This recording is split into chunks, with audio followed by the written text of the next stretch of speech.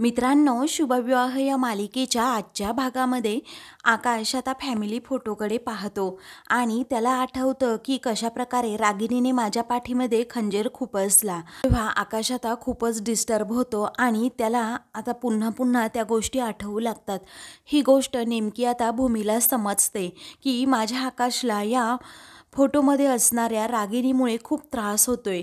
म्हणूनच आता भूमी ही रागातच उठते आणि म्हणते, आकाश, हे बघ, या घरामध्ये ज्या ज्या गोष्टी तुला त्रास देत आहेत ना, त्या गोष्टी मला या घरातच नको आहेत। असं म्हणून ती त्या फॅमिली फोटोकडे जाते आणि तो फोटो काढून ठेवते। तिच्या हातात तो फोटो असतो तेव्हा तिला अचानक चक्कर येऊ लागते आणि मग तिचंच तिला कळत नाही, तिच्या हातातून तो फोटो पडतो आणि फुटून जातो। तेव्हा आकाश हे नेमकं पाहतो आणि त्याला खूप मोठा धक्का बसतो। त्याला समजतं भूमीला चक्कर येते। तो लगेच तिला सावरतो आणि विचारतो, भूमी, तुला काही त्रास तर होत नाहीये ना गं? मग आता भूमी कशीबशी स्वतःला सावरते आणि म्हणते, अरे तसं नाही आकाश, मला काही झालेलं नाही, पण अचानक उठले ना मी, त्यामुळे प्रेग्नन्सीमध्ये असं होतं, अचानक जर उठलं ना तर चक्कर वगैरे येते। हा आकाश आता भूमीला अगोदर जवळ घेतो आणि म्हणतो, भूमी, स्वतःला त्रास करून घेऊ नकोस। तो तिला शांतपणे बसायला सांगतो। मग आता भूमी म्हणते, आकाश, अरे आपली फ्रेम तुटली रे।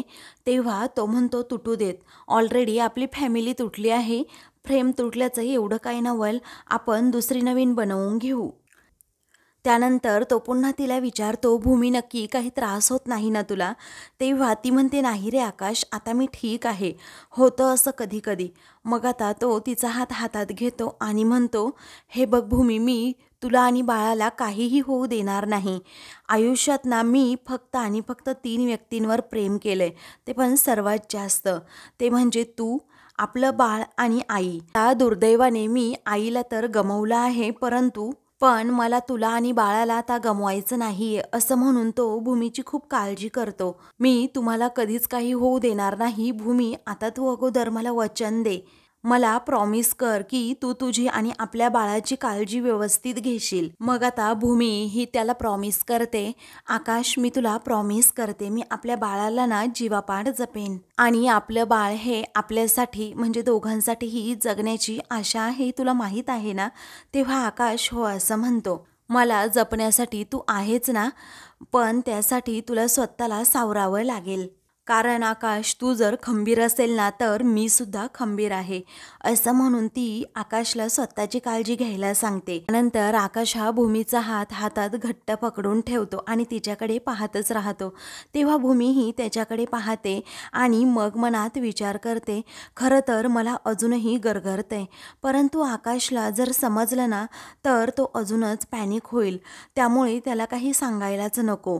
मग आता ती त्याच्याकडे पाहत असताना तो विचारतो, काय झालं भूमी?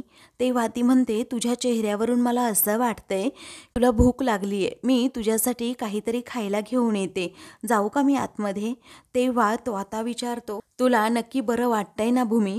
त्यावेळी भूमी म्हणते, हो रे आकाश, तू किती काळजी करशील, मी तुला म्हटलं ना आकाश की प्रेग्नन्सीमध्ये अशी नॉर्मल चक्कर येत असते, म्हणून तू अजिबात काळजी करू नको। असं म्हणून भूमी आता उठते आणि पुन्हा एकदा थोडं पुढे गेल्यानंतर तिला चक्कर येऊ लागते। पण यावेळी आकाशचं लक्ष नसतं, कारण तो मोबाईलमध्ये पाहत असतो।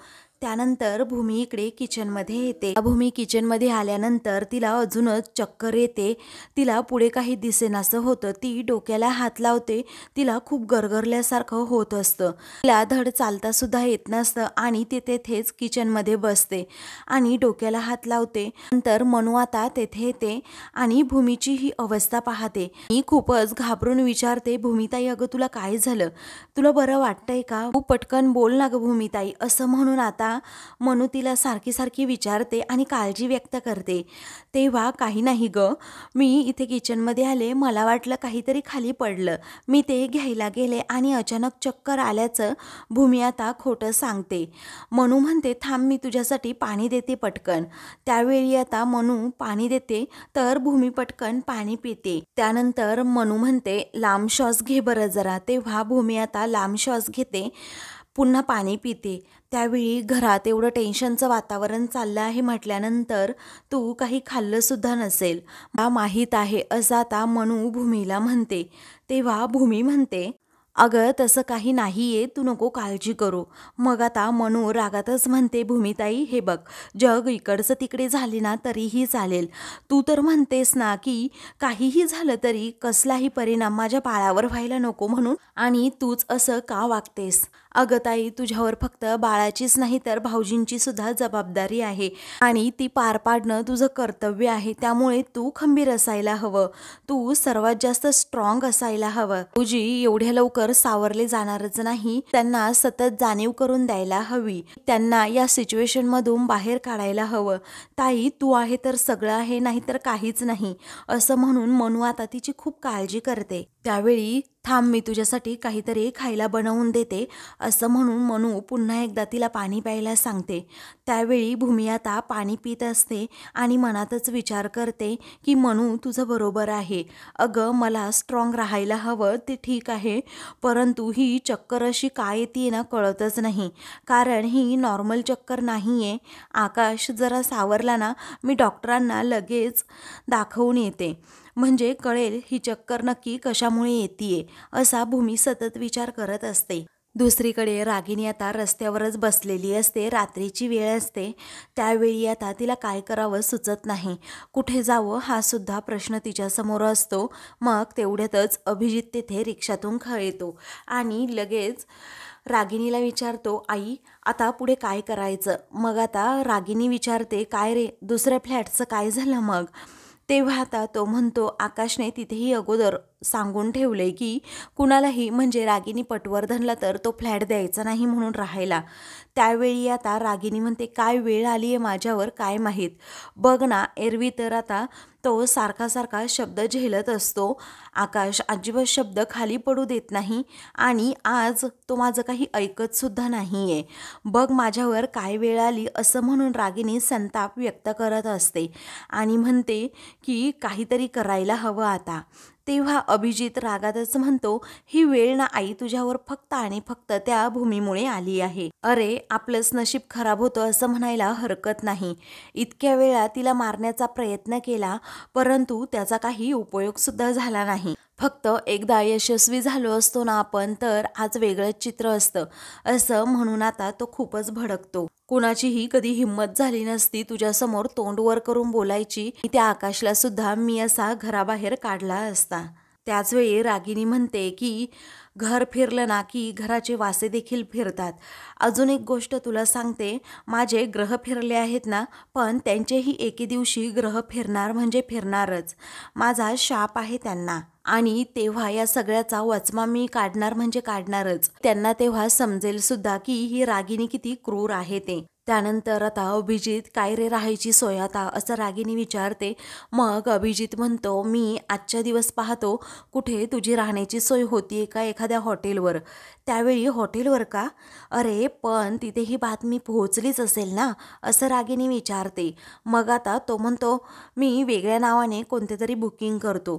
तेव्हा कुणाच्या नावाने तू बुक करतोय ती रूम, असं रागिनी आता विचारते. मग आता अभिजित म्हणतो, माझ्याच नावाने करतो ना, म्हणजे कुणाला काही डाऊट येणार नाही. तर थंडीने कुडकुडत असलेल्या रागिनीला आता काय करावं सुचत नाही, कारण तिला माहीत असतं मी हॉटेलमध्ये जरीही गेले ना ही ते सर्वजण मला झिडकारणारच आहेत. त्यानंतर तो आता त्या रूमचं ऑनलाईन पेमेंट करत असतो, तेव्हा ते पेमेंट डिक्लाईन होत असतं. मग आता रागिनी विचारते, असं कसं? तेव्हा तो म्हणतो, काय माहीत आई, अगं माझ्या अकाउंटमध्ये बऱ्यापैकी बॅलन्स आहे, परंतु असं का होतंय कळतच नाही. काही वेळातच त्याला बँकेचा सुद्धा मेसेज येतो. मग आता रागिनी आणि त्याचबरोबर अभिजित या दोघांचेही बँक अकाउंट आकाशने ब्लॉक केलेले असतात. तेव्हा आता त्याबद्दल अभिजित रागिनीला सांगतो. मग आता रागिनीला खूप मोठा धक्का बसतो की बापरे, माझे अकाउंटसुद्धा ब्लॉक केले आहेत, आता काही खरं नाही. मग आता आकाश म्हणतो, पुढे करायचं तरी काय? त्यावेळी आता रागिनीला प्रचंड राग आलेला असतो, पण ती या क्षणी काहीच करू शकत नसते. तिला गप्प राहणं भाग पडतं. मग नंतर ती आता म्हणते की काही हरकत नाही आहे अभिजित, हा मार्ग जरी आपला बंद झाला असेल ना, तरीही दुसरा मार्ग अजूनही आपल्याकडे आहे. तेव्हा तो आता विचारतो कोणता मार्ग? तेव्हा आता रागिनी पुढे काय काय करायचं हा प्लॅन अभिजितला सांगू लागते. मग अभिजित म्हणतो ठीक आहे, मी येतो थोड्या वेळात. त्यानंतर रात्री आता अभिजित हा घरी येतो. घरी आल्यानंतर रागिणीने सांगितल्याप्रमाणे तो तिजोरीजवळ जातो. तेथे गेल्यानंतर तो आता चावी घेतो आणि तिजोरी उघडणार असतो. तेव्हा त्याला आठवतं की आईला मी विचारलं होतं, आता पुढे काय करायचं, आपल्याकडे पैसेसुद्धा नाही आहे आणि आपली बँक खातीसुद्धा ब्लॉक केली आहे. मग पैसे कुठून आणायचे? त्यावेळी रागिणी म्हणते, मी रागिणी आहे रागिणी. अरे हुकमाचा ऐक का, गेल्यानंतरही माझ्याकडे एक जोकर असतोच. त्या भूमीने अजूनही मला ओळखलेलं नाही आहे. एखादा जोकर मी असा पाळूनच ठेवते नेहमी. असं म्हणून आता ती त्याला तिजोरीची डुप्लिकेट चावी दाखवते आणि ती डुप्लिकेट चावी दाखवल्यानंतर त्याच्याकडे देत म्हणते, जात आणि संध्याकाळी कुणीही नसताना त्या तिजोरीतून हवे तेवढे पैसे तू घेऊ शकतोस. तेव्हा हे ऐकता जाता अभिजित खूपच खुश होऊन जातो आणि रागिनी म्हणते ना त्याप्रमाणे आता तो तिजोरीजवळ जातो सुद्धा. तिजोरी उघडतो त्या डुप्लिकेट चावीने आणि मग त्यामध्ये पैसे पाहतो. एवढे तिजोरीतील पैसे पाहून त्याच्या तोंडाला पाणीच सुटतं. तेव्हा तो आता ते पैसे घेताच आकाश तेथे येतो आणि त्याचा हात पकडतो. तेव्हा अभिजितचा आता चेहरामोहराच बदलतो. आता भूमीसुद्धा त्याच्यासोबत असते. त्यावेळी आता तो खूपच घाबरतो आणि काहीच बोलत नाही, शरमेने मान खाली घालतो. काही वेळानंतर आकाश रागातच म्हणतो, काय रे, स्वतःच्याच घरामध्ये तू चोरी करतोस का? अभिजितची आता बोबडीच वळते आणि मग नंतर तो म्हणतो, माझ्याच घरामध्ये का चोरी करू? कारण मला पैसे हवे होते हे ठीक आहे, परंतु मी माझ्या हिश्श्याचे पैसे घेत होतो फक्त. मग आता भूमी म्हणते, तुम्हाला तुमच्या हिश्श्याचे पैसे हवे होते तर आमच्याकडे मागायचे होते, आम्ही तुम्हाला तुमचा हिस्सा देऊन टाकला असता. आणि हे असे चोरी करून पैसे तुम्ही नक्की कुणासाठी वापरणार होता? तुमच्या आईसाठी ना, म्हणजे एका गुन्हेगारासाठीच ना. तेव्हा अभिजित तोंडवर करून म्हणतो, माझी आई अजिबात गुन्हेगार नाही आहे. भूमी, तू माझ्या आईवर नको ते आरोप करू नकोस, नाहीतर बघ.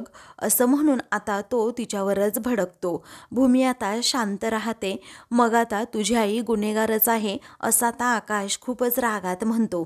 त्यामुळे अभिजितला आता मोठा धक्का बसतो. पुढे आता आकाश म्हणतो, माझी, आजीची आणि अथर्वची तुझी आई ना गुन्हेगारच आहे. त्यामुळे आम्ही तर तिला कधीही आयुष्यात माफ करणार नाही. त्याचबरोबर भूमीची आणि आमच्या बाळाची सुद्धा गुन्हेगार आहे तुझी आई, असं म्हणून आकाश भडकतो. आकाशचा तो आवाज ऐकून आता लगेच पौर्णिमा, अथर्व आणि त्याचबरोबर मनू हे सर्वजण तेथे येतात. आणि माझ्या बाबांनी कष्टाने उभा केलेला हा मोठा बिझनेस, त्याचबरोबर मी सचोटीने वाढवलेला आणि माझ्या कष्टाने सुद्धा मी पैसे कमवलेले, मी अजिबात गुन्हेगाराच्या हात पैसे मी जाऊ देणार नाहीये. अरे, तुमची अकाउंट्स ब्लॉक केली तर तुम्ही आता घरात चोरी करणार आहात का? आकाश आता असं रागातच विचारतो. तेव्हा अभिजित आता घरातील सर्वांच्या नजरेतून पडतो.